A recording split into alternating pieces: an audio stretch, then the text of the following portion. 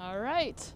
I'm flying in. I'm here. Hello. Hey. Were you wondering where I was? Hello, everyone. Welcome to our 10th live stream. It's actually the 10th Packers practice, Is not it our 10th already? live stream. Wow. Welcome to the 10th Packers training camp practice recap. I am Olivia Reiner, and I am joined by the wonderful Tom Silverstein, and we are here to break down an action-packed Packers-Texans joint practice, the first this week. Yeah. A lot happened today.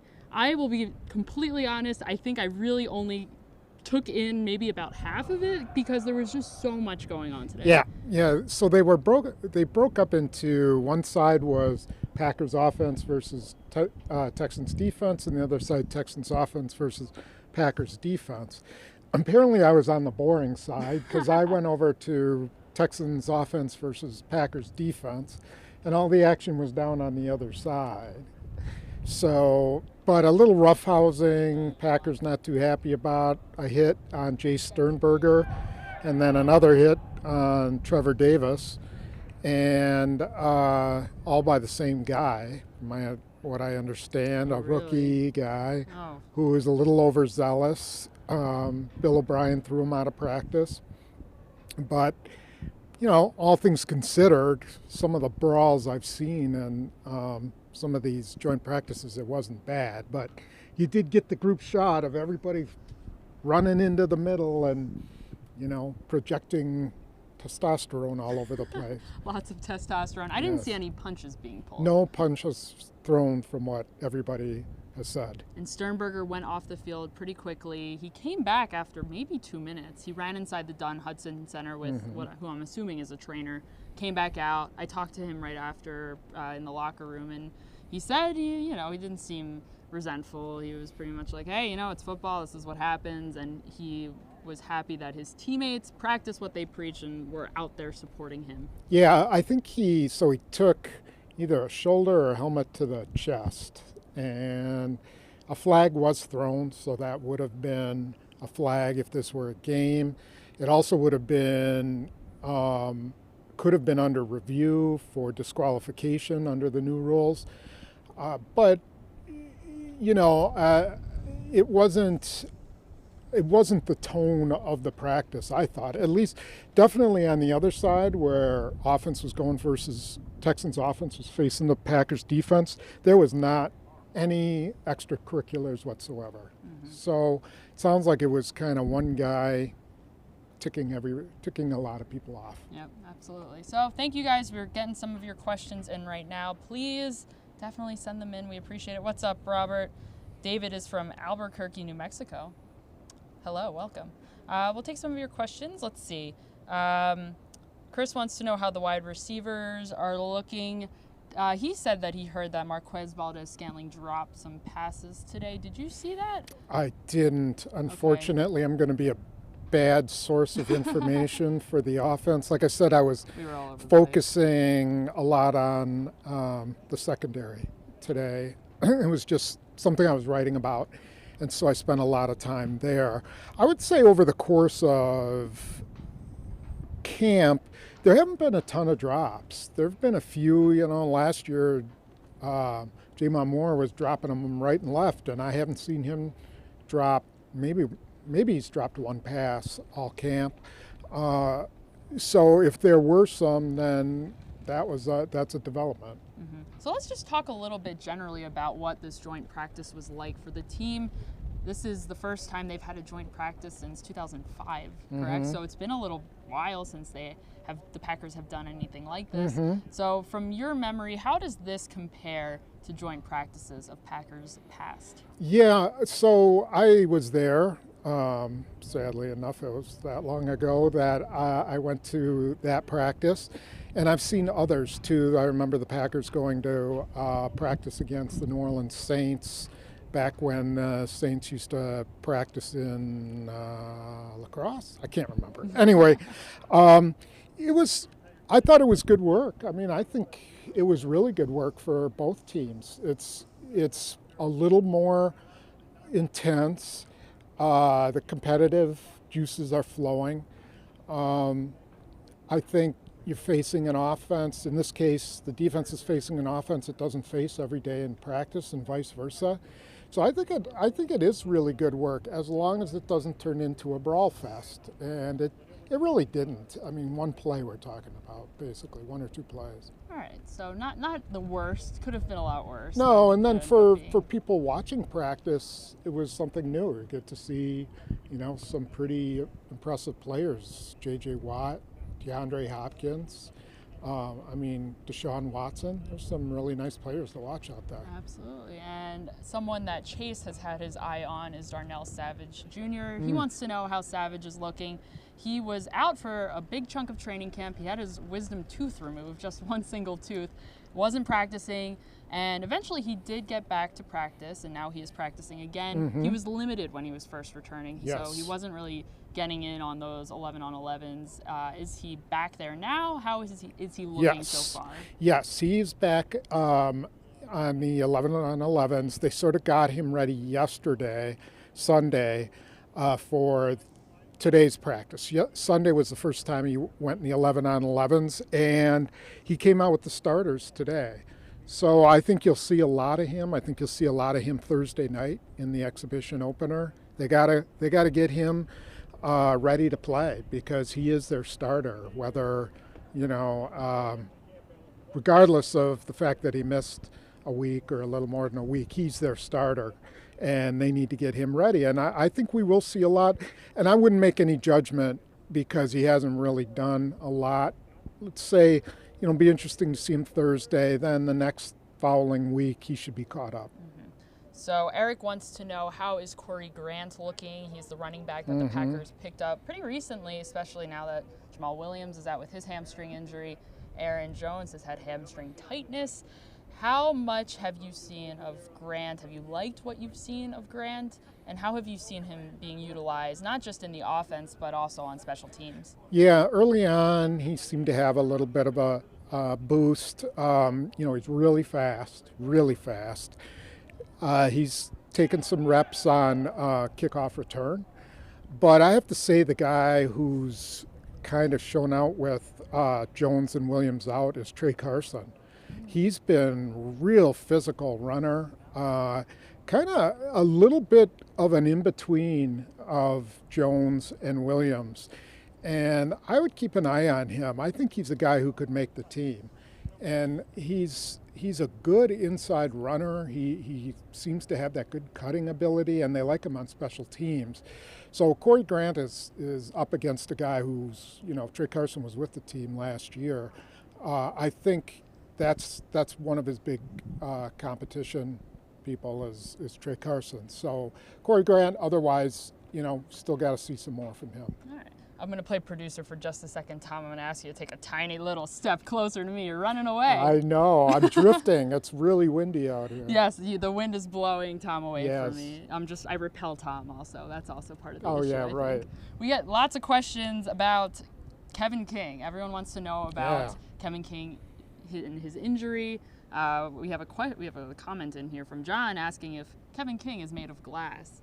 Potentially, he's been injured quite a bit in his career. He is out once again with a hamstring injury. It's the same injury that he had last season that put him on the IR. So, should the Packers be concerned that Kevin King is out this early in training camp? How long do you think this is going to last? Well, Brian Gutekunst made it seem like it's not going to be very long, that he tweaked it at the end of the family night practice on Friday. I say I'll believe it when I see it. When he's back out there, these hamstring injuries, you have to be really careful, and they are really careful with them. They're not going to throw him back out there and have him tear the hamstring. So if he's back out quickly, it's still something to keep an eye on, because that's what happened last year. He tweaked it. They thought it was a groin muscle, and it turned into a hamstring, and he could never get healthy from it. And it's a very bad sign that that's popped up again. So they're going to take as much time as possible to make sure that it doesn't get worse. So speaking of Kevin King, let's talk a little bit about Tony Brown. Brian heard from somewhere, it wasn't from me because I didn't tweet this out, that Brown did a good job today covering Hopkins in practice. Did you have a chance to see Tony Brown in action? I did. He had a pretty good practice. He's been coming on of late. You know, he had the interception in the Friday night practice that he returned for a touchdown. He's, he's still a very raw player. You know, he's still only has like 1 year of experience, and that was as a backup. But you can tell he can run. He's very committed. He's a hustle guy. He wants to succeed. You can see he's got a lot of passion. I think he's a guy that will be a factor this year. Now, will he be a starter? You know, it depends on Kevin King. He could be, assuming they go to nickel, he could be one of the three corners with Tremont Williams and Jair Alexander. Interesting. Someone to certainly keep an eye on. Also related to the defense, a question from, I guess it's really not, it is a question, Michael. He has a thought, I suppose. Za'Darius Smith, there's been a lot of hype around him, or at least in Michael's view. And as a result, he hasn't heard as much about Preston Smith. Do you have any thoughts on the other edge rusher that the Packers picked up in free agency, and how do you think he compares to Za'Darius? Yeah, Preston, so you won't hear a lot about Preston Smith. Preston Smith is not a flashy player. Preston Smith is the kind of guy who can do just about everything. You know, he can line up outside and rush the passer a little bit. He can line up inside. He can drop into coverage. He can blitz. He's just a solid, all-around good player. At least that's how it was described to me by scouts after he signed with the Packers. Za'Darius Smith is a explosive player, big man with speed and get off and energy, and he's just a different type of guy. And so Preston Smith, I wouldn't expect for him to make a lot of splash plays, but if they're getting the most out of him, he's making a lot of tackles. He's doing some coverage. He's blitzing up the middle. He's running stunts, things like that. He's doing a lot of things that go unnoticed. Absolutely. I know we've discussed this in past live streams that we've done, and Ryan Wood and I have been discussing this quite a bit, and your name came up.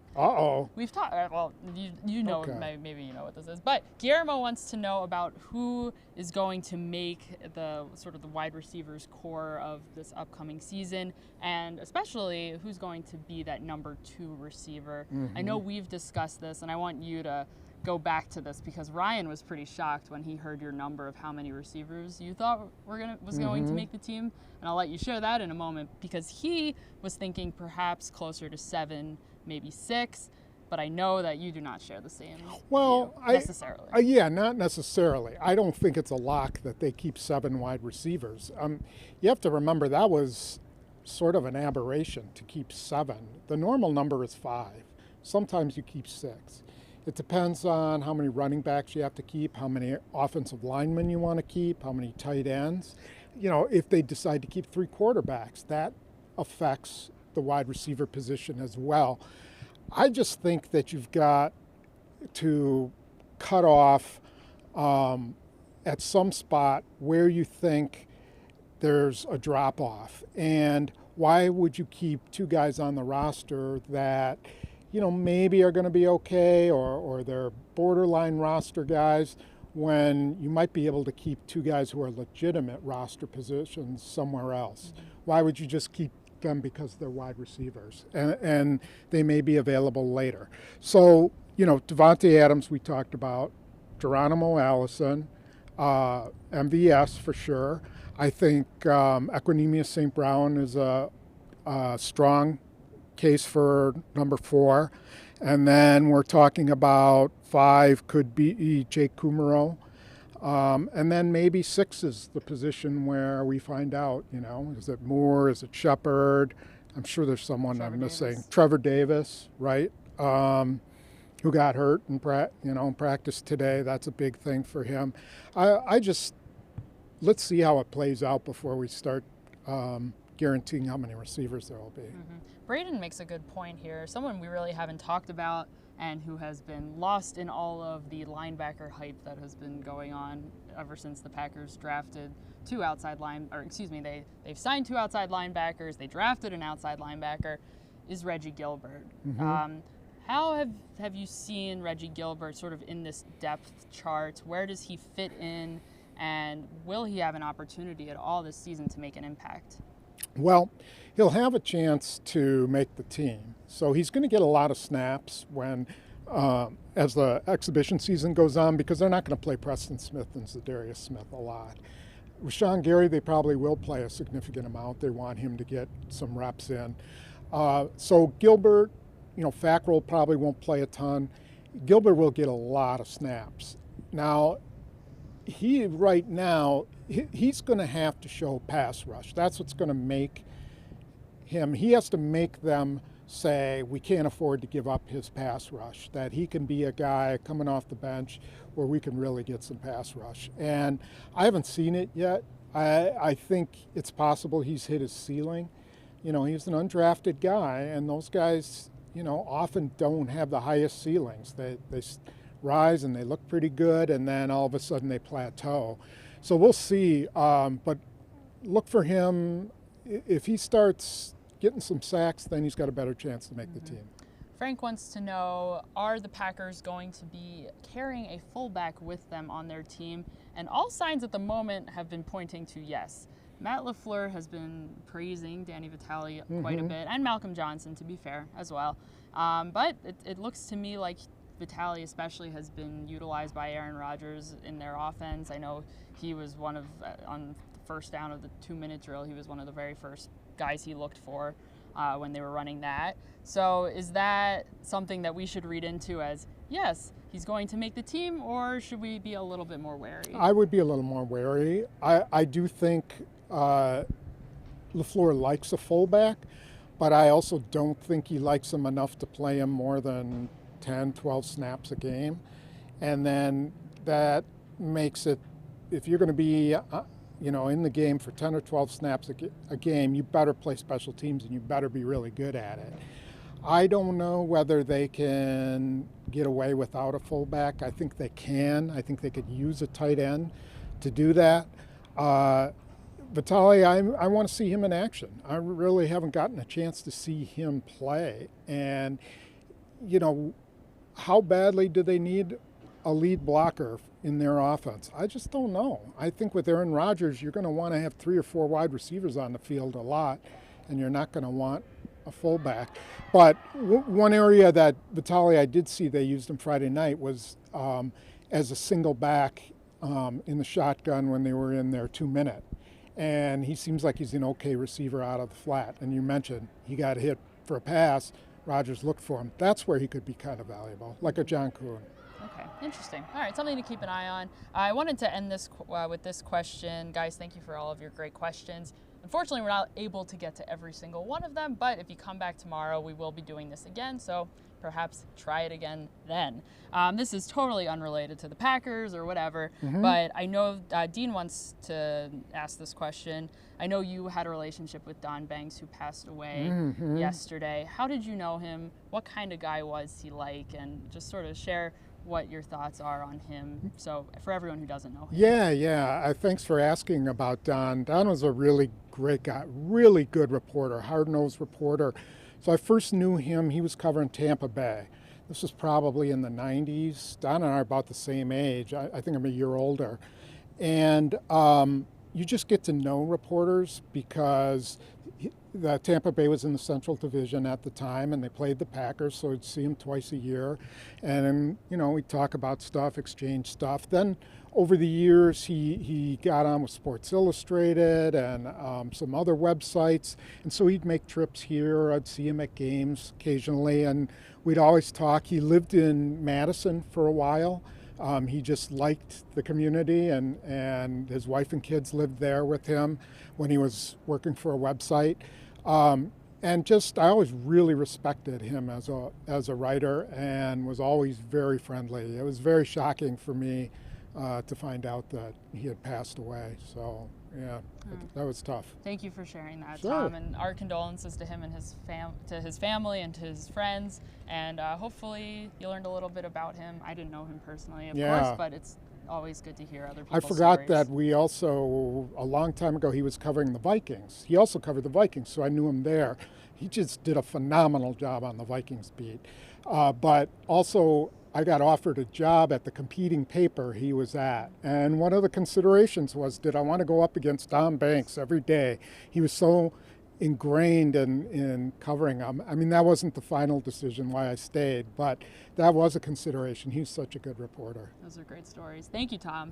And thank you guys. We appreciate you joining us. Make sure you're coming back over here with your questions. Every single day we're going to be doing these live streams after practice, so make sure you're tuning in. Also, make sure you're following us on social media. We'll have lots and lots of updates over about practice. Tons of stuff. Today was crazy. Yeah. Today was literally insane. And there's more to come. And we've got to do this again tomorrow, so it'll be a lot of fun. Make sure you're following us. And I'm going to give Tom his 3 minutes, not even 30 seconds of glory, so I can turn off the live stream. So have fun. Go, Tom. Thank you for joining us, and look forward to talking to you again soon.